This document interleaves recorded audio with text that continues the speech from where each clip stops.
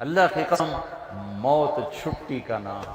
اگر اللہ راضی ہے نا، اگر اللہ راضی ہے تو موت چھٹی کا نام. موت، گھر پہنچ گئے، گھر پہنچ گئے. اس پیاس کو برداشت کرو. اللہ کہے گا وَسَقَاهُمْ رَبُّهُمْ شَرَابًا طَهُورًا، پھر اللہ تمہیں اپنے ہاتھ سے پلائے گا، اور شراب پلائے گا. تم دنیا کی شراب چھوڑو، اللہ اپنے ہاتھ سے جنت کی شراب پلائے گا. تم دنیا میں پاک دامن بن کے رہو، اللہ جنت کی حسین ترین نیک خوبصورت لڑکیوں سے تمہارا نکاح کرے گا، جو مٹی سے نہیں بنی، مشک، عنبر، زعفران اور کافور سے بنی. مشک، عنبر، زعفران، کافور سے. اور ان کا قد اس تمہاری بلڈنگ سے بھی اونچا ہے. 130 فٹ ان کا قد ہے. 130 فٹ. اماں حوا اور ابا آدم 130 فٹ کے تھے. یہ وقت کی رفتار نے ہمیں گھسا گھسا گھسا گھسا کے یہ 5 فٹ کر دیا ہے. آگے اور چھوٹے ہو گئے. جنت کی لڑکی 130 فٹ پر ہے، تمہیں بھی اللہ 130 فٹ کر دے گا. اور لمبے بال حسن ہوتا ہے، حسن ہوتا ہے. جنت کی لڑکی کے بال کندھوں پر نہیں ہیں، شانوں پر نہیں ہیں، سر کی چوٹی سے چلتے ہیں اور پاؤں کی ایڑی کا بوسہ لیتے ہیں. 130 فٹ لمبے بال ہیں. جب وہ یوں سر ہلاتی ہے اور اپنے بالوں کو لہراتی ہے تو پوری جنت میں لاکھوں سورج چمکنے لگتے ہیں، کروڑوں ہر بال میں سے شعائیں نکلتی ہیں. جیسے یہ سٹیج کو نہیں سجاتے مختلف رنگوں سے، ایسے اس کے بالوں سے مختلف رنگ نکلتے ہیں. پوری جنت میں روشنیاں پھیل جاتی ہیں. اس کے یہ بالوں کا حسن ہے.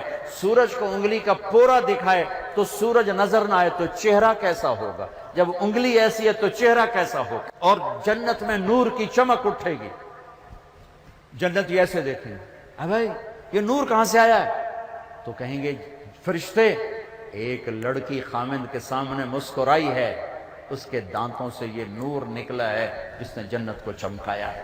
یہ جو ایمان والی عورتیں بیٹھی سن رہی ہیں پریشان ہو گئی ہوں گی، اللہ ان کو جنت کی عورت سے 70,000 گنا زیادہ خوبصورت بنائے. اور ان کا مناظرہ ہوگا، مناظرہ جنت میں نا، مناظرہ ہوگا. سوکن پنا نہیں ہوگا، سوکن میں نہیں، مناظرہ ہوگا. ایمان والی عورتیں اور جنت کی عورتیں، حوریں، ایمان والی عورتیں. اب جنت والی عورتیں کہیں گے نحن الخالدات فلا نموت، ہم نے موت نہیں دیکھی، زندہ.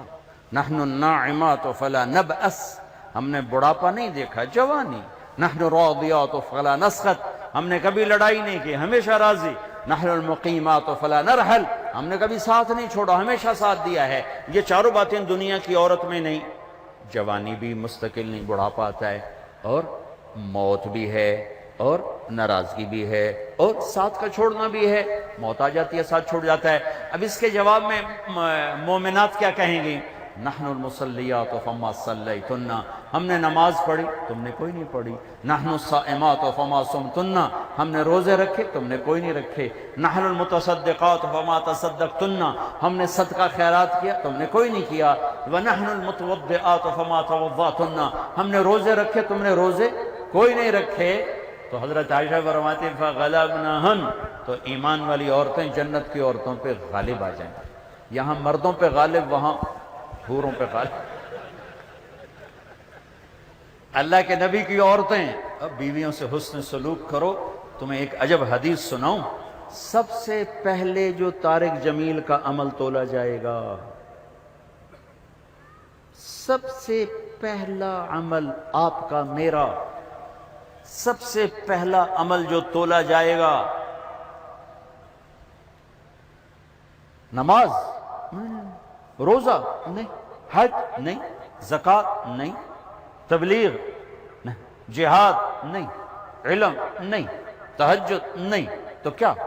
سب سے پہلے آپ کا اپنی بیوی سے سلوک تولا جائے گا، اور سب سے پہلے بیگم کا خامن سے سلوک تولا جائے. وہ رابعہ بصری بھی ہے نا، وہ رابعہ بصری بھی ہے جن کی ضرب المثل بن گئی بندگی تقوی. پہلے یہ تولا جائے گا خامن سے کیا سلوک ہے.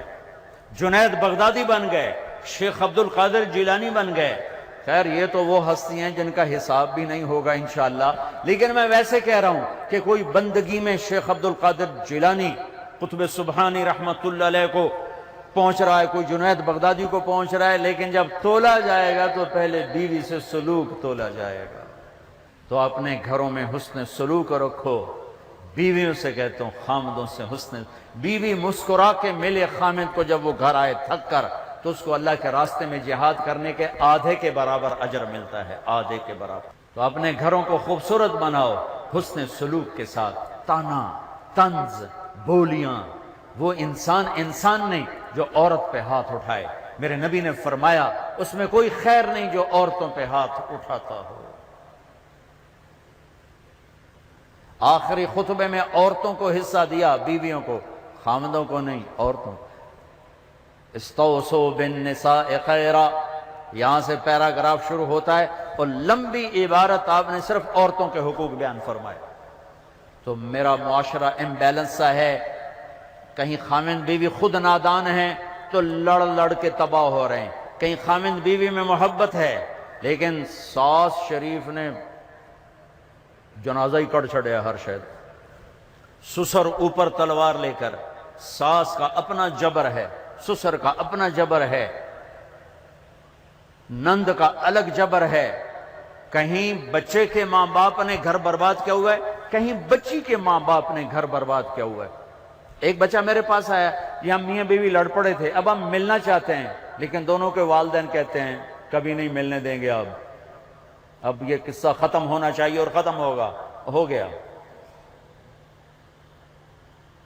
یہ جبر، یہ ظلم، چونکہ ہمارا جوائنٹ فیملی سسٹم ہے، میں ہاتھ جوڑتا ہوں، میں کسی رشتے کو اچھالنا نہیں چاہ رہا، لیکن جو گھروں میں ہو رہا ہے میں بتا رہا ہوں۔ کہیں خامند نادان ہے، بیوی کے ساتھ بدتمیز ہے، کہیں بیوی نادان ہے، خامند کے ساتھ بدتمیز ہے، کہیں دونوں بہت اچھے ہیں لیکن خامند کے ماں باپ کا ظلم ہے، کہیں بچی کے ماں باپ کا ظلم ہے، کہیں بہن بھائیوں کا ظلم ہے۔ اللہ کے واسطے اپنی حدود میں رہو، اپنی حدود میں رہو۔ یہیں تمہاری یونیورسٹی میں پچھلی دفعہ بیان کر کے آیا، آفس میں بیٹھا تھا، ایک بچی باہر رو رہی تھی، تو میں نے کہا یہ ایک بچی باہر رو رہی، آپ سے ملنا چاہتی، تو میں چلا گیا، ساتھ آفس کے چھوٹا سا کمرہ ہے، تو پھر بھی رو رہی، میں سمجھا شاید میرا بیان سن کے کوئی زیادہ اثر لے لیا ہے۔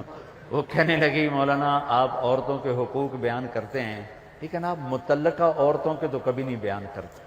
مجھے یوں لگا جیسے مجھے کسی نے خنجر سے دو ٹکڑے کر دیا، کہا متعلقہ بچیوں کے بارے میں تو کبھی نہیں بولے۔ اس کے بعد سے میں نے بولنا شروع کیا، پھر میں نے کہا کیا ہوا بیٹی آپ کو طلاق؟ جی مجھے طلاق ہوئی، میں طلاق یافتہ ہوں۔ کیا مسئلہ تھا؟ کہا میرا خامند بہت اچھا تھا، ہم دونوں میاں بیوی میں بہت محبت تھی، بس میرا سسر کہتا اوے مینو چنگی نہیں لگدی انہوں طلاق دے، اوے مینو چنگی نہیں لگدی انہوں طلاق دے۔ تو 1 سال تک تو میرے خامند نے پریشر برداشت کیا، پھر اس نے کہا میں بہت مجبور ہوں، ماں باپ کا پریشر ہے، اور مجھے طلاق دے کے گھر بٹھا دیا۔ اب کوئی ہے ہی نہیں جو ہمیں پوچھے، بوڑھے لوگوں کے رشتے آتے ہیں۔ متعلقہ بچیوں کو پہلے دیکھا کرو، بیوہ بچیوں کو پہلے دیکھا کرو۔ میرے نبی نے متعلقہ بیوہ عورتوں سے شادی کی، صرف ایک کنواری سے شادی کی، اور ہمارے یہاں طلاق کی ہوئی ہے، انت طلاق ہو گئی، انت طلاق ہو گئی ہے، انت طلاق ہو گئی۔ 99% ظلم لڑکے والوں کی طرف سے ہوتا ہے، 1% لڑکی کا ہوتا ہے نادانی، لیکن اکثر لڑکوں کا ظلم ہوتا ہے۔ وہ رشتے تلاش کرو جو بچیاں بیٹھی ہوئی ہیں، کہیں بچیوں کی شادیاں ہو گئی ہیں، بچہ ساتھ لے کر گئی ہیں، یا نوجوان چھوٹے بچوں کے ساتھ بیوی فوت ہو جاتی ہے تو وہ دوسری شادی کرتا ہے، تو نئی ماں آتی ہے، تو سوتیلے پن کے جو ظلم سنے ہیں اس نے بھی دل کو پارا پار کر کے رکھ دیا ہے۔ سوتیلے یتیم جب روتا ہے نا، جب یتیم روتا ہے تو اللہ کا عرش کانپ اٹھتا ہے، اللہ کا عرش کانپ اٹھتا ہے، اور اللہ تعالیٰ فرماتا ہے کس نے یتیم کو رلایا، کون ہے اس کے آنسو پوچھے اور میری رحمت کی چھاؤں میں آ جائے۔ جہاں کہیں باپ سوتیلا ہے، کہیں ماں سوتیلی ہے، اللہ کا واسطہ دیتا ہوں اللہ کی رحمت کی چھاؤں میں آ جاؤ، سوتیلی اولاد سے حسن سلوک کر کے۔ متعلقہ بچیوں کو پوچھو۔ اس کے بعد پھر میں نے یہ حدیث میں نے پڑھی تھی، بیان نہیں کرتا تھا، بھول گیا تھا۔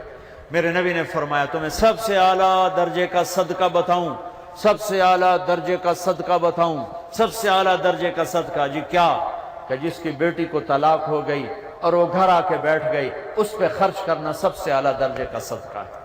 اللہ ایمان والی عورتوں کو جنت کی عورتوں پر بھی غالب کرے گا۔ یہ خوبصورت زندگی ہے۔ اور ایک چھوٹا سا کام سارے کر لو، بہت بڑا مجموعہ ماشاءاللہ، احباب جمع ہے میر، حال دل کہہ لے، ہاں پھر التفات دل دوستاں رہے نہ رہے۔ میں آپ سب نوجوانوں سے ایک مطالبہ کرتا ہوں، آج بیٹھے بیٹھے توبہ کرو، توبہ کرو۔ اللہ کی قسم، اللہ کی قسم، آپ کہو گے نا یا اللہ میری توبہ، آپ ایسے نکلو گے گناہوں سے جیسے مکھن سے بال نکلتا، اور یوں پاک ہو جاؤ گے جیسے ماں کے پیٹ سے آج نکلے ہو۔ اللہ کو معاف کرنا اتنا اچھا لگتا، یہ نہ ڈرنا کہ میں نے مانچسٹر میں بیان کیا، یہ توبہ کی بات کی۔ ایک نوجوان آ گیا 35-36 سال، مولانا کیا واقعی اللہ معاف کر دیتا ہے؟ وہ اتنا سہمے ہوئے، ہمارے نوجوان خطیبوں نے نا لوگوں سے اللہ چھین لیا ہے، اتنا خوفناک کر کے دکھایا ہے کہ لگتا ہے بھئی دوزخ ہی دوزخ ہے، جنت کے سپاس سے وسدی کوئی نہیں۔ اچھا اللہ معاف کر دے گا؟ میں نے کہا جی۔ کیا واقعی معاف کر دے گا؟ میں نے کہا جی میرے بہت زیادہ گناہ ہیں۔ میں نے کہا بچہ تیری عمر کیا جو کہہ رہا تیرے بہت زیادہ گناہ ہیں؟ اور تو اتنے گناہ کر، میں گناہوں پہ دلیر نہیں کر رہا، میں مایوسی سے نکالنے کی بات کر رہا ہوں کہ ہمارا نوجوان یا بوڑھا کہتا ہے جی میرے گناہ ہی بہت زیادہ ہیں، میری کیسے توبہ ہوگی، میری کیسے معافی ہوگی؟ میں یہ بتانا چاہتا ہوں کہ میرا اللہ کہتا ہے دھرتی گناہوں سے بھر دے اور اٹھا کر آسمان کی چھت کو لگا دے، اور پھر ایک دفعہ کہہ دے یا اللہ معاف کر، تو میں سارے ہی معاف کروں، سارے۔ تو اب تو سب بچے بیٹھے اور بوڑھے ہوں گے تو 60-70 سال 80 سال، اس سے زیادہ کیوں؟ تو جب ہم کہتے ہیں نا یا اللہ میری تو، اور ایک اور حدیث سنو، میرے نبی نے فرمایا جو توبہ توڑ دے پھر کر لے، پھر توڑ دے پھر کر لے، پھر لیکن کرے سچے دل سے، کرے سچے دل سے، کرے سچے دل سے۔ اگر دن میں 70 دفعہ بھی اس کی توبہ ٹوٹی اور اس نے ہر دفعہ کر لی سچے دل سے، تو اللہ کا محبوب ہی رہے گا، مجرم نہیں بنے گا۔ کتنے مزے کی بات ہے۔ اب تمہیں حدیث کے لفظ سنا دوں تاکہ تم کوئی اعتراض نہ کرو کہ تو گھڑ کے بولی جاندہ ہے۔ ما عاد ما اصر من استغفر وان عاد فی اليوم 70 مرتا، جو دن میں 70 دفعہ توبہ توڑ کے پھر کر لے، اللہ کی نظر میں مجرم نہیں ہے۔ مجرم کون ہے؟ جو توبہ نہ کرے، جو کہ کیا ہو گیا، سارے شراب پی رہے ہیں میں نے پی لی، کیا ہو گیا، سارے منہ کالے کر رہے ہیں میں نے کیا، کیا ہو گیا، سارے رشوت لے رہے ہیں میں نے لے لی، کیا ہو گیا۔ یہ کیس خطرناک ہے۔ اور وہ جو رونے دھونے والا ہے وہ تو مسئلہ ہی کوئی نہیں، ساری زندگی کا گناہ ایک آنسو ایک آنسو ایک آنسو۔ توبہ کرتے ہو؟ کرتے ہو؟ میرے ساتھ کہو یا اللہ میری توبہ، پھر کہو یا اللہ میری توبہ، پھر کہو یا اللہ میری توبہ۔ لو 3 سیکنڈ میں اللہ نے آپ کے سارے گناہ معاف کر، اللہ کی قسم معاف کر دیے، اگر سچے دل سے ہے۔ بس اب علماء سے پوچھ لینا اب کرنا کیا ہے۔ نمازیں چھوڑی اب کیا کرنا ہے، روزے چھوڑے اب کیا کرنا ہے، زکوٰۃ چھوڑی اب کیا کرنا ہے، لوگوں کے حق ضائع کی اب کیا کرنا ہے۔ آسان سا کام ہے، کرتے جاؤ گے بڑھتے جاؤ گے، اللہ کی چھاؤں میں آؤ گے۔ اوپر سے رمضان توبہ کا مہینہ، رحمت کا مہینہ، جنت کا مہینہ، روزے نہ چھوڑنا، کالج کی چھٹی کر لینا، روزے کی چھٹی نہ کرنا، یونیورسٹی کی چھٹی کر لینا، روزے کی چھٹی نہ کرنا، تراویح کی چھٹی نہ کرنا۔ تراویح کے ہر سجدے پر 1500 نیکی لکھی جاتی ہے۔ بندے بن کے افطاری کرنا تو انشاءاللہ تراویح ساری پڑ جائے گی۔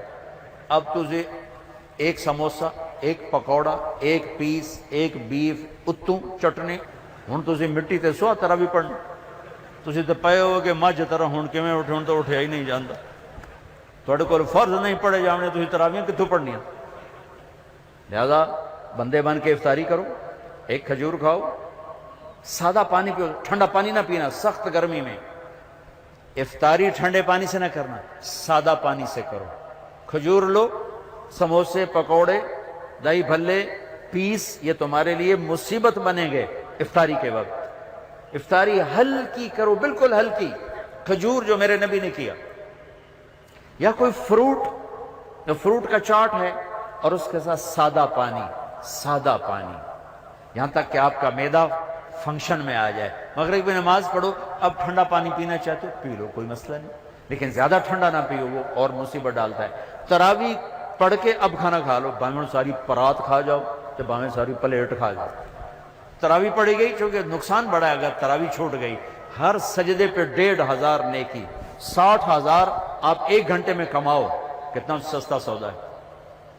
اور عورتیں گھر بیٹھے آرام سے چند منٹوں میں 20 تراویح پڑھ سکتی ہیں۔ آپ کو قرآن سننا پڑتا ہے، ایک تراویح نہ چھوڑو، ایک روزہ نہ چھوڑو، اور انشاءاللہ العزیز سارے معاف ہو جائیں گے۔ تو اللہ تعالیٰ آپ کا یہ اجتماع مبارک کرے۔ ماشاءاللہ ماشاءاللہ، ہمارے ذیشان بچے نے بڑی محنت کی ہے، ابراہیم نے بڑی محنت کی ہے، اللہ ان کے تمام ساتھیوں نے، اللہ ان کی محنتوں کو قبول فرمائے، ہمارے لیے ذریعہ نجات بنائے۔